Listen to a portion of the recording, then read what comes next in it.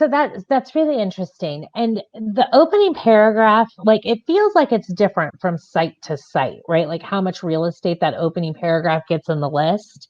Is there something that can be done or that you do to, should we do something different for Monster versus Indeed, or is it all the In terms of the data available, it's all incredibly similar. Search engines, which is what they are, they're data aggregation platforms. They're not job boards. They work on the premise that Google, incredible business that it is, it's based on content and it's based on relevancy. They want to return whatever that candidate is searching for, whether it's a warehouse operative role or an account manager or district nurse. They want to return that search in as quick a time as possible based on the intelligence they've got. So what job have I done previously? Where do I live? Gender potentially. Where have I worked before? What are my salary expectations? So again, it's about optimizing your job ad once, and then ultimately it's about publishing it across a number of different platforms. Chad Silwash, the Chad and Cheese funny guy podcast, he as he always does, he makes it really, really simple. He talks about garbage out and garbage in, and that's kind of like my mantra now of the business. It's what people are doing is multi-posting spam, and I love obviously Joveo is absolutely not doing that, but I know a lot of multi-posters that are really great, and you can click 2 buttons and you can post out to 2,000 websites. What's the point? I mean, what is the point in doing that if your job ad isn't highly optimized? So I think if you look at the old school job boards, the Monster.coms of this world, or people like Reed in the UK, they're stripping out all of their antiquated sort of technology stack, and they're integrating internal search functions, the smart matching. They're all kind of copying Indeed's at 2-pane display as well. So I think with the job market reducing in terms of its size, reducing the companies that you're going to be able to ultimately post your job out to, there'll always be slightly more kind of niche job boards as well. Have it highly optimized for SEO and search, and then you absolutely should be posting it out to the most relevant job boards out there. So that's good, right? Like obviously with Joveo, I'm all about good distribution and being aligned in that way. I would also just add it. A few months ago, pre-COVID, right, we might have looked at, the market was so tight, particularly in the US, that we might have looked at any applicant as good traffic. But I think that that's sort of changed now because companies are trying to do more with less. And the more crap applicants you get in, the more crap applicants your recruiters have to deal with. So I think that this is like a really aligned conversation for now.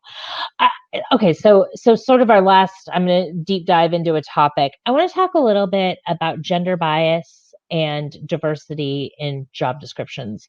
So one of my roles at AT&T was around diversity and inclusion for recruiting, and we were always challenged to reduce unconscious bias in the writing, and it was a real task, right? Because we posted a lot of jobs and individual hiring managers customize, and there wasn't really a distinct way to kind of get to a best practice there. Does Get Optimal handle that portion of it? Yeah, absolutely. We actually launched the gender decoding tool in November 2019. It's one of those things, and we spoke about it before, but 20 years ago when I was at Manchester University, I did gender studies, and you become aware. We have this company which is a bit like Walmart, Argos. So you go for the Argos catalog, and all of the girls' clothes are pink, and all of the boys' clothes are blue, and the boys have got certain toys which are guns or balls, and girls have dolls. And I'm really reducing this, but then you start becoming aware within your peer groups, and then you go into your first job in Manchester, and then into London, and you see it in your office. So it's something I've been hugely aware of and hugely passionate about. I say changing, but contributing to the change within the workforce as well. So I think one of the reasons for setting up Get Optimal was just that inertia, that frustration that companies that have worked in previously, where it's fine, it's fine. We'll do our bit. We'll tick something off. We'll put it in our slogan, or it'll be one of the 5 pillars we're working towards. When to your point, you've got people that actively really want to make a change, and they can't do that. So again, Warren, my CTO, and the technology team, They were looking at every single job ad coming through. It goes through that sort of filter, and pretty much every single job ad, over tens of thousands, were masculine biased. So, with I suppose maybe a lot of founders, we know what we need and we know where we want to get to, but we don't quite know how to build it. So we hire exceptionally talented technologists to build that. And Warren and the team built the gender decoding tool. And what that does, it removes any gender bias. And again, this is never anybody's. I truly believe it's no one's fault, because it's unconscious bias.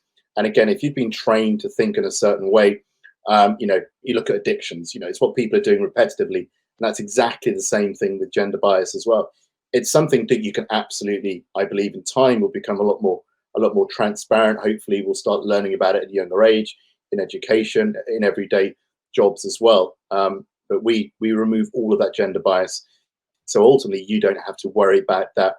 And also sort of, we know, and our data's sort of proven, that gender wording commonly employed in job ads maintains a gender inequality in very traditionally male dominated occupations. Across our client group in Q1 in, I forgot what year it is, 2020, we had about a 22% increase in female applications.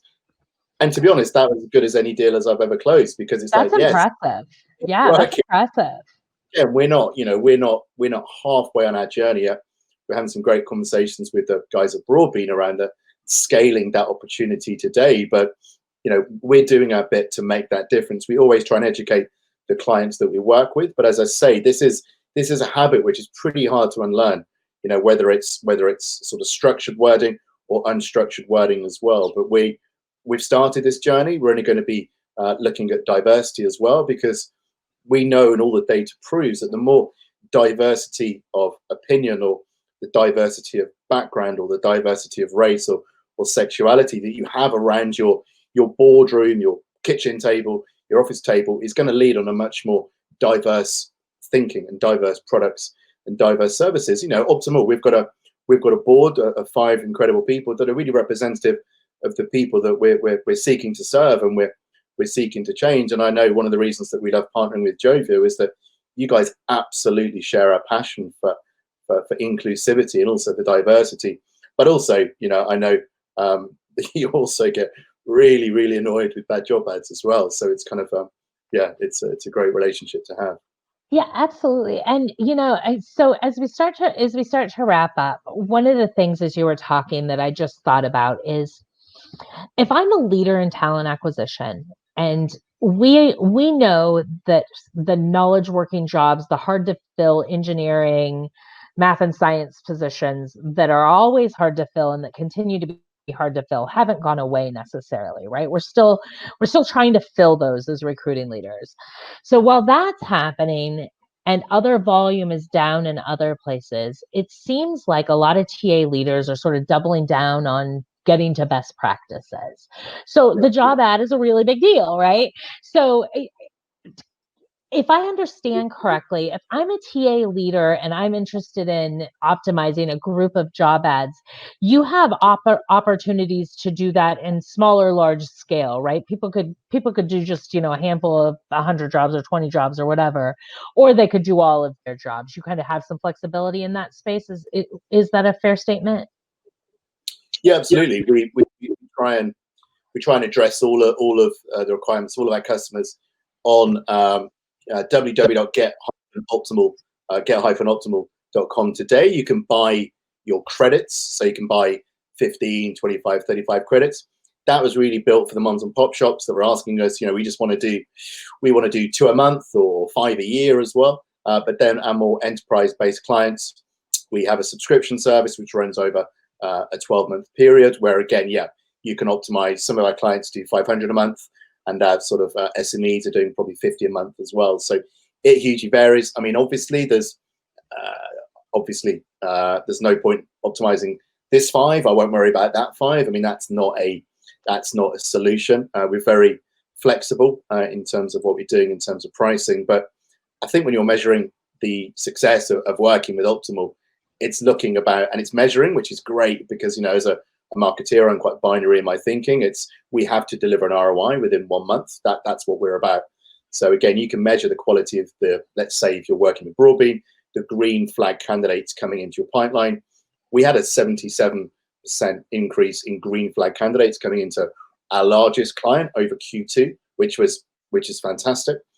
Again, you can measure that from a diversity point of view, but also you can measure how much time you're saving from whether you're a business owner like myself, or whether you are yourself, Jen, you're managing a big team across multiple countries and multiple territories, and you're maybe doing 250, 500 job ads a month.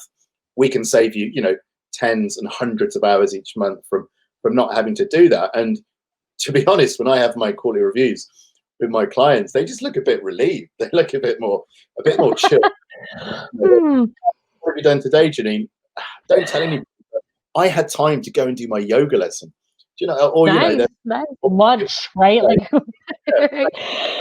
Yeah, that's it. So it's really stressful, and I've got so much admiration for what you do for HR. You've got all of these stakeholders just constantly, trying to get you to achieve these miracles. So I feel like we're like your little army of volunteers that come in and take this big sort of weight off your shoulders, and it makes us feel good. And also, the biggest thing is we're helping get people jobs. And I've been made redundant twice. I think you touched on it earlier. It's pretty rubbish being unemployed. So I know every day when I get up and we put in 12, 15-hour days that we're making a difference to people's lives. And that's pretty nice thing to do.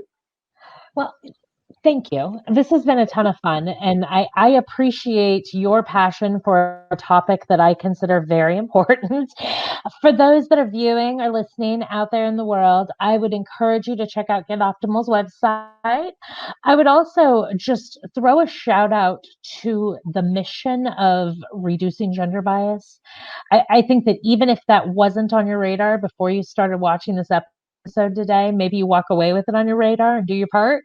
And I am certain that my buddy Daniel and his friends at Get Optimal would love to help you with that. So if you have any questions, feel free to hit me up on LinkedIn or any of the socials. And I thank you guys for listening today. And Daniel, thank you so much for joining me. You are a fabulous guest. We'll talk again about job descriptions. I just feel like we're kindred spirits.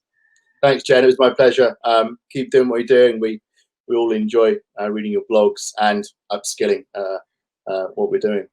Excellent. Thanks, Daniel. I appreciate you. Bye-bye. Take care. Bye-bye.